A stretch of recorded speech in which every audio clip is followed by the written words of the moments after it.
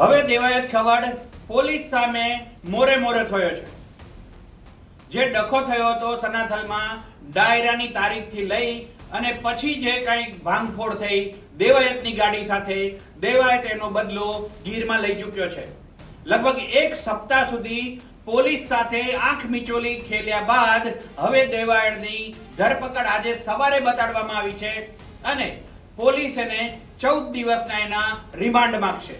પોલીસનું કહેવું છે કે હજુ કેટલાક શસ્ત્રો જે દેવાયત ગાડી માટે ભાંગફોડ કરી હતી એ શસ્ત્રો મેળવવાના બાકી છે અને પોલીસ 14 દિવસ સુધીના રિમાન્ડ માંગશે. પણ અમે તમને દેવાયતનો જે મૂળ ડખો છે એના જડ સુધી લઈ જવા માંગીએ છીએ. તમને એ ઓડિયો રેકોર્ડિંગ સંભળાવશું જેમાં દેવાયત સનાથલના ડાયરાની તારીખથી લઈ અને જે માથાકૂટ થઈ એ તમામનું ઓડિયો રેકોર્ડિંગ તમે આ જુઓ. ભગવતસિંહ, જય માતાજી. હા, જય માતાજી દેવતભાઈ. વડીલ, તમે મને 21 માં ફોન કર્યો ને, મેં 21 તારીખ લીધેલી છે આપણે બનાસકાંઠાની. 21/2? હા, 21/2 મારી પોતાની લીધેલી છે. ઓ બાપરે.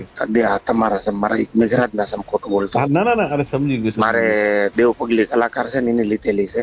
મેં હજી કાલ જોયું અને હું તમે ઉપાધિ ન કરો, આપણે બે ભાઈ હાનના ભેગા થાય. હા, હું ભલે હોઉં નહીં ન હોય તમે ભૂલી જાવ, પણ આખો પ્રોગ્રામ હું તમને હેન્ડલ કરી દઉં, એમાં કાંઈ નહીં ઘટવાનું. મારે તો તમને જ લાવવા છે, સમજો. અરે પણ વડીલ, મારા છોકરાને હંભાશું ખોટું બોલતો હોય. અરે સમજી ગયો. તમારું ઘર મારું ઘર છે, તમારા બાપુ મારા બાપ ઠેકાણ છે, મારે આવવાનું છે, મારી ફરજ બને. સમજી ગયો. 21/2 મેં દેવપગલી ની લઈ લીધેલી અઠવાડિયા પહેલા. મેં કાલે જોયું, ઓલા છોકરાને તમારો ફોન આવ્યો, બીજા ફોન કર્યો. ઓકે. મને કે ભાઈ દેવપગલી ની બનાસકાંઠા લીધેલી છે, હમણાં તમને સ્ક્રીનશોટ નાખું તમારા. અરે ના, તમે કીધું એ ફાઇનલ છે. ચાલો હું મૂંઝાણો, મેં કીધું શું ભગવતસિંહ ને કહું પ્રોગ્રામ લીધેલો છે. તો આપણે 20 તારીખે રાતે કરી ચાલે? એક જ મિનિટ ચાલુ રાખો, ફોન ચાલુ રાખજો. હા. જો 20 તારીખ ખાલી છે ભગવતસિંહ, 20 તારીખ રહીને 12 વાગ્યા પછી તિથિ નો ટાઈમ થઈ જાય, પૂર્વ સંધ્યા ગોઠવી નાખો 20 નો. હા, એટલે મને તમારો આગ્રહ છે એટલા માટે કહું છું. મારે પણ તો 20 ખાલી છે, જો લિસ્ટ ખોલીને બેઠો છું. 21 તારીખ મારી લીધેલી છે. હા, અને બનાસકાંઠાની તો 20 તારીખ નું કન્ફર્મ કરી નાખ. હા, કરી નાખો કન્ફર્મ. હા, 100% કરી નાખો. 12 વાગ્યા પછી 20 એટલે તારીખ થઈ જ જાય આપડી. હા, થઈ જાય. બરાબર ને? હા, ડન પાકું. હા, તો 20 ફાઇનલ કરો. હા, કરી નાખો. તમારી તો જે તમારા બીજા કલાકારો સેટ કરો કરી નાખો. તમે બધું છોડો, મારી માથે મૂકી દો. સ્ટેજ બનાવીને રાખજો. સાઉન્ડ આવી જાય, બધું આવી જાય. ડન. ચલો, પાકું. અને પેલા ગોપાલ સાધુ નું જોઈ લેજો. ગોપાલ ને 1 જ મિનિટ મને આપો, એટલે હું ગોપાલ ને સીધો ફોન કરું. 1 જ મિનિટ આપો, તમને રિપ્લાય આપું પાછો. ભલે. હાજી. હા. હલો. હા, શું મેં કર્યું છે ભાઈ? તમે આ ગાડીનો કાચ ફોડ્યો તો પછી મારે કલાક કદાચ મોડું થયું. મેં તમને પૈસા નક્કી નથી થયો દેવાય ખબર કે આટલા પૈસા ઉલે છે. સંબંધમાં મેં હા પાડી અને તમે ગાડી આડી ઉભી રાખી, ગાડીની ચાવી લઈ લીધી. મારા બે લવપુરથી સોગન, જો હું એવું હલકું કૃત્ય કરતો હોય ને તો તમારા ભાઈ ભત્રીજો હાર્યો હતો ત્યારે એકડા થાર આડી ઉભી રાખી દીધી. તમે કાયદેસર મારી આબરૂમાં હાથ નાખ્યો છે. હું બોલ બચન નથી. આજ દી હું જીવો સોનું ખરીને દેખાડ્યું છે. પ્રોગ્રામ ગયા ભગવતથી હું સંબંધમાં હા પાડીને આવ્યો હતો. તમે તૈયારી ન રહ્યો ને તો માતાજી નામ છે. એટલે પણ એમને હાવ એફિડેટ કરેલો કાઠી દરબાર નથી. તમને હજી કહું છું, બોલ બચન નથી ફોનમાં બોલવાળો. મારી ગાડીનો કાચ ફોડ્યો, તમે મેઘરાજ ને બોલાવ્યો. ચાર એકડા થાર કોની છે? રામભાઈ ની છે ને થાર? થાર નહીં, 3 એકડા થાર ધુવરાજ લઈ આવ્યો. ગાડી ઉભી રાખીને ગાડીને કાચ ફોડ્યો. આબરૂ કોની કાઢી તમે અત્યારે? અરે ભાઈ, તમે કોઈની સોગન જો કાચ તોડ્યો તેની? ભગવતસિંહ, કાચ ફોડી નાખ્યો. ગાડી મારી લઈ લીધી. અહીંથી ટોલ નાકેથી ગાડી પાછી લઈ ગયા. તમે દેવાત ખબર ની ગાડીને ઉપાડીને લઈ ગયા. હું કાઠી દરબાર છું, એફિડેટ કરેલો છું. મારી આબરૂ ત્યારે તમે તમારું શું કર્યું જાણ મને કહો? અરે હું કલાક મોડો પડ્યો. મેં તમારી આવીને તો મેં ખાધું તમારું બટકું. હું હલકો થોડો છું અને કદાચ મારે મોડું છું. તમારે એમ કહેવાનું હતું દેવાજભાઈ વાટે બેઠો આવો, તમે ગમે એટલા વાગે. આપણે કેટલા ફોન કર્યા, તમે કોઈ ફોન નો પણ હું ગાવા બેઠો તો માતાજીના સોમ કે મારા છોકરાની ભાઈ મારી વાત મારા ખોલામાં તો મેં નીકળીને ફોન કર્યો. 150 ગાડી હાકું છું ડિફેન્ડર. મેઘરાજ છે ફોન આવ્યો તો કીધું, મેં કીધું ભાઈ હું પહોંચું છું, એટલે પહોંચી ગયો છું. અરે જે પતિજુ કામ હવે તમારે શું કરવું છે એમ કોને? મારે બાજવાનું છે, મારે નથી ક્યાં કરવાનું. ગાડી પડી, આપણે લડી લઈશું બે ભાઈ. મારે નથી ગાડી જોતી. સારું, ચલો, ઓકે, રેડી? હા, તમે તૈયારીમાં રહીજો ફૂલ. ભલે. હા. ગઈ તારીખ 12 ઓગસ્ટે તલાલાના ચિત્રોડ ખાતે જે મારામારીનો બનાવ બનેલો એ બાબતે અમને ફરિયાદ મળેલી. ફરિયાદી ધુવરાજસિંહ ચૌહાણ, જે સનાથલ અમદાવાદના રહેવાસી છે, અને એમની ફરિયાદ મુજબ દેવાયત ખવડ અને એમના બીજા 12 થી 15 સાથીઓ ગાડી એમની સાથે ભટકાડી અને મારામારી કરેલી અને હથિયાર પણ બતાવેલું અને લૂંટ પણ કરેલી. આ પ્રકારની ફરિયાદના આધારે ગીર સોમનાથ પોલીસે તાત્કાલિક અસરથી 7 અલગ અલગ ટીમો, જેમાં એલસીબીની 2 ટીમ, એસઓજીની 2 ટીમ અને તલાલા પોલીસ સ્ટેશનની 3 ટીમ, 7 અલગ અલગ ટીમો બનાવી અને અમે ફરિયાદ લીધા બાદ આરોપીની તપાસ માટે ટીમો રવાના કરેલી.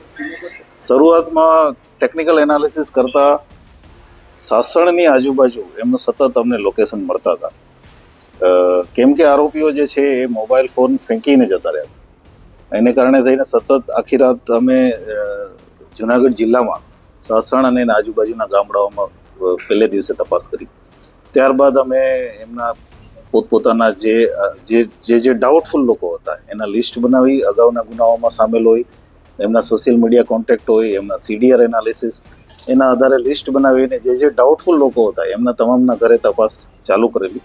એમના જેટલા પણ એડ્રેસ મળેલા એ તમામ એડ્રેસ ઉપર પોલીસ જઈ પૂછપરછ, નિવેદનો અને અન્ય કામગીરી ચાલુ કરેલી. જેના આધારે ગઈકાલે રાત્રે એક સ્પેસિફિક બાતમી હતી કે આ દેવાયત ખવડ અને એના સાથીઓ, અમુક સાથીઓ, બધા નહીં, જે એમના ગામ વતન દુધઈ આવવાના છે. એના આધારે પોલીસની ટીમ ત્યાં વોચમાં જ હતી. ત્યાંથી આજે વહેલી સવારે દેવાયત ખવડને એને અરેસ્ટ કરેલા છે અને એ સિવાય બીજા 3 માણસો જે છે એ જુનાગઢ જિલ્લાના ગાદોઈ ખાતેથી અરેસ્ટ કરેલા છે. આવી રીતે ટોટલ 7 આમાં આરોપીઓ જે છે અત્યારે સુધીમાં અમે અરેસ્ટ કર્યા છે. આ આરોપીઓ જે છે એમાંથી એક ફરિયાદમાં અમને નામ છે દેવાયત ખવડનું. બાકીના જે તમામ આરોપીઓ છે એની અમે આઈડેન્ટિફિકેશન પરેડ કરવાના છીએ અને આગળની લીગલ કાર્યવાહી ચાલુ કરવાના છે. સાહેબ, આ કાવતરું કરવાનું મુખ્ય કારણ કઈ સામે આવ્યું છે કે નહીં? કઈ રીતે કર્યું હતું ને કોની ફરિયાદના આધારે કેટલા લોકો ઇજાગ્રસ્ત? અમારી પાસે જે ફરિયાદ આવી છે એમાં એક વ્યક્તિ ઇજાગ્રસ્ત છે અને એમની સારવાર જુનાગઢ ખાતે ચાલુ હતી. મુખ્ય કારણ જે છે એ સનાથળ ખાતે ડાયરા માટે થઈને બુકિંગ કરાવેલું અને એમાં જે કલાકાર છે એ લેટ પહોંચેલા, એના કારણે થઈ અને માથાકૂટ થયેલી. ત્યાં અમદાવાદ રૂરલમાં સામે ફરિયાદો પણ દાખલ થઈ છે અને એ બાબતે સોશિયલ મીડિયામાં વારંવાર આ જે ફરિયાદી છે એ વારંવાર રીલ મૂકતા હતા અને એને કારણે થઈને બંને બાજુથી સોશિયલ મીડિયામાં અમુક પ્રકારના આક્ષેપ પ્રત્યે આક્ષેપ ચાલતા હતા. એમાંથી ઉશ્કેરાઈ અને કેમ કે આ ફરિયાદીએ પોતાનું સ્ટેટસ મૂક્યું હતું સોશિયલ મીડિયામાં કે અમે અત્યારે સાસણમાં છીએ, એટલે એના આધારે ફરિયાદીનું પગેરું લઈ અને અહીંયા સુધી પોતાના સાથીદારોને ભેગા કરી વાહનો લઈ અને આવીને આ ક્રાઇમ કરેલો છે. કેટલા આરોપી હજુ ફરાર છે? હજી ઇન્વેસ્ટિગેશનનો વિષય છે.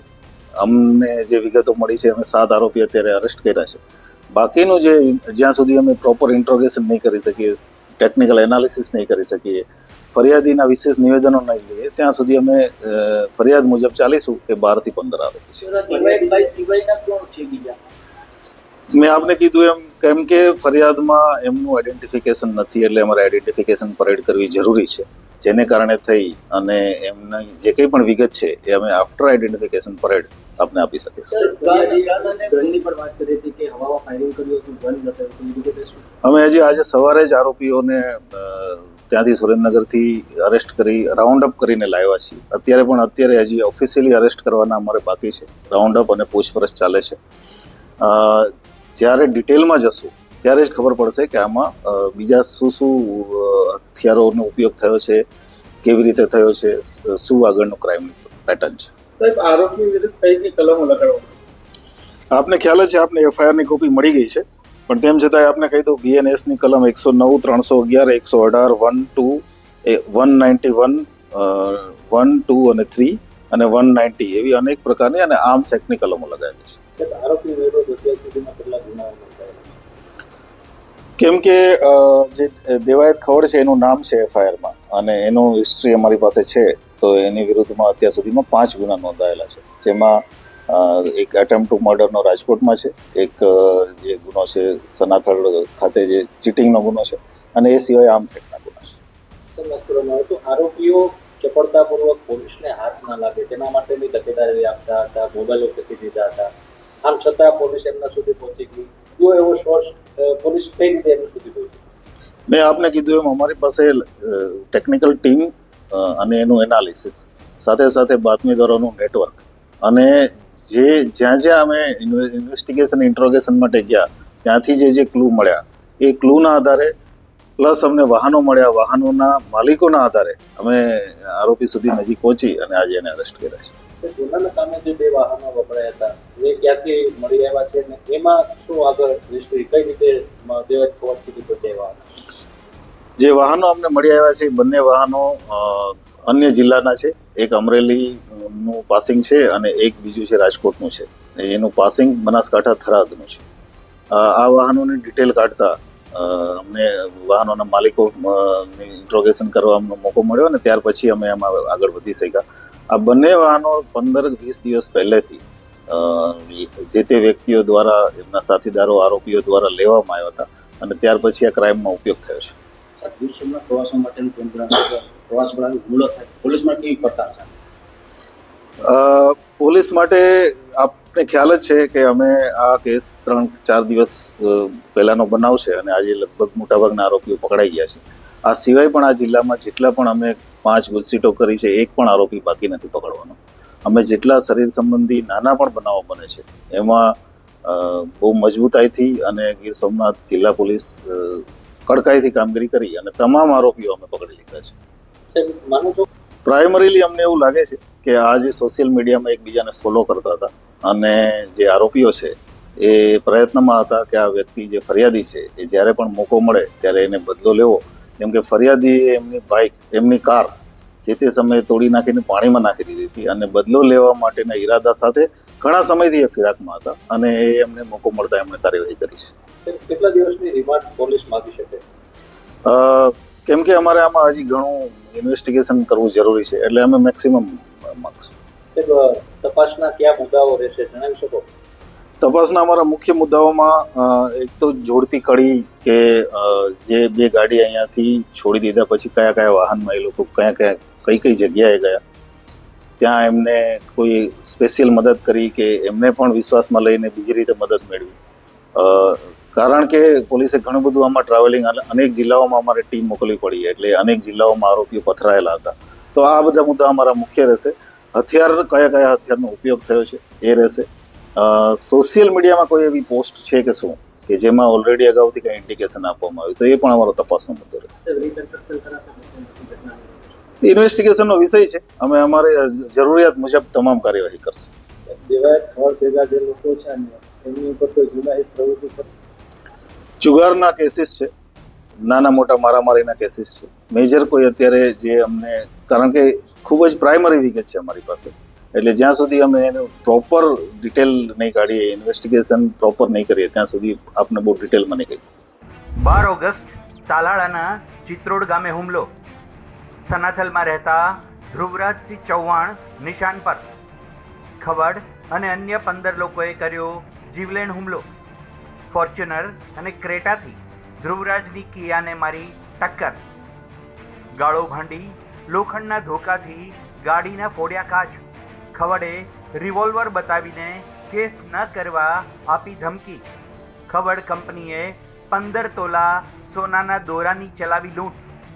દેવાયતના આ વિવાદનું મૂળ સનાથલમાં. 20 ફેબ્રુઆરી 2025 ડાયરાનો કાર્યક્રમ. દેવાયત હાજર ન રહેતા તેની કાર પર હુમલો. પોલીસે નોંધ્યો 4 વ્યક્તિ સામે ધાડનો ગુનો. ધ્રુવરાજ ચૌહાણ, મેઘરાજસિંહ સહિત અન્ય 2. રાજકોટમાં દેવાયતનો ડખો. કારણ પાર્કિંગ. રાજકોટના બિલ્ડર મયુરસિંહ રાણા સાથે વિવાદ. દેવાયત સાગરિત સાથે ધોકા પાઇપ લઈ તૂટી પડ્યો.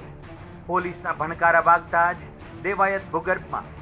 10મા દિવસે દેવાયત ક્રાઇમ બ્રાન્ચમાં હાજર.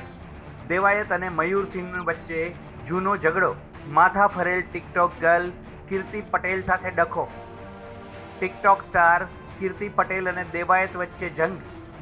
ખવડ અને કીર્તિ સોશિયલ મીડિયા પર બાખડ્યા. વિવાદ ગુજરાતી સોશિયલ મીડિયા પર ભારે ટ્રેન્ડ. છેવટે બંને કરી લીધું સમાધાન. બ્રિજરાજદાન ગઢવી સાથે વિવાદ. એક ડાયરામાં લોક કલાકાર બ્રિજરાજદાન ગઢવીના પ્રહાર. ગઢવીએ નામ લીધા વગર દેવાયત પર કર્યા આકરા પ્રહાર. દેવાયતે પણ બ્રિજરાજને આપ્યો વળતો જવાબ. મઢડા ધામ બંને કલાકારો વચ્ચે સમાધાનનું માધ્યમ. સરદાર પટેલ વિશે અપમાનજનક ઉચ્ચારણ. ખવડે સરદાર પટેલના પિતાનું નામ લઈ કર્યું અપમાન. વિડીયો વાયરલ થયા પછી લોકો થયા ભારે ગુસ્સે. નિવેદન પછી માત્ર પટેલ સમાજનો જ વિરોધ નહીં, અનેક સમાજના લોકોએ દેવાયતના નિવેદનનો કર્યો વિરોધ.